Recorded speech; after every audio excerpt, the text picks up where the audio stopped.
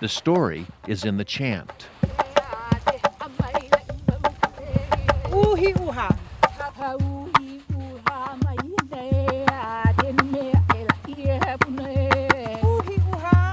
The battle began in Tahiti when Namaka, the sea goddess, sent tidal waves to destroy the home of her mortal sister Pele. Pele fled to Kauai, but Namaka found her and chased her from island to island before killing her. But Pele was not to be dismissed. She returned to Mother Earth, reborn the fire goddess of Kilauea.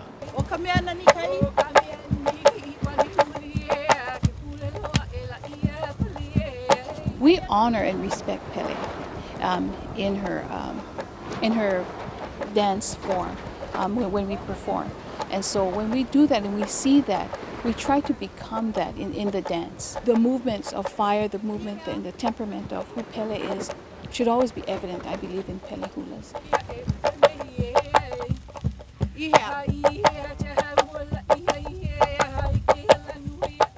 And in hula is also the language and events that happen in the lives of our ancient people.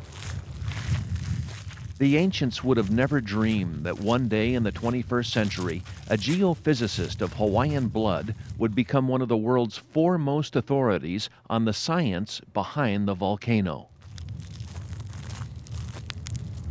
Jim Kawahikawa spends many days and nights walking the crater, studying Kilauea's every movement. It's probably the only time in the history of volcanology that we've had such a long eruption that we've had the instrumentation that we have now to study it. So we can look at patterns in the eruptive behavior or the way that lava flows move, the way the channels and lava tubes form.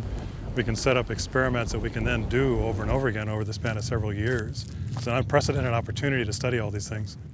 Jim uses global positioning satellite to mark each flow he records.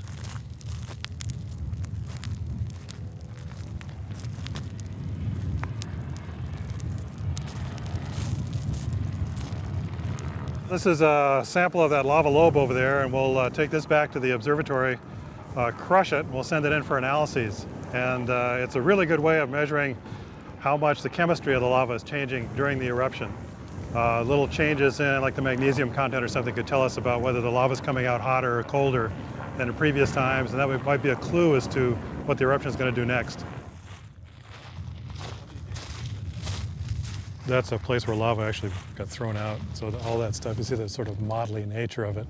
But this was really cool. And you can see the little channel in front. So we've got pictures of the insides all glowing and a little channel running down the side.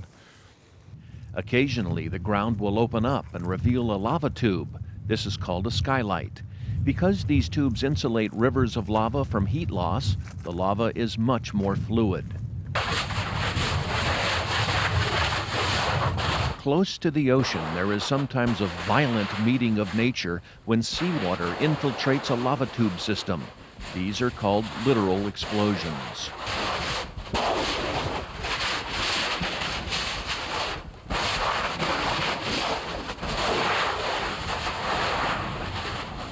The volcano goes through phases. Some areas become dormant, but are still very active.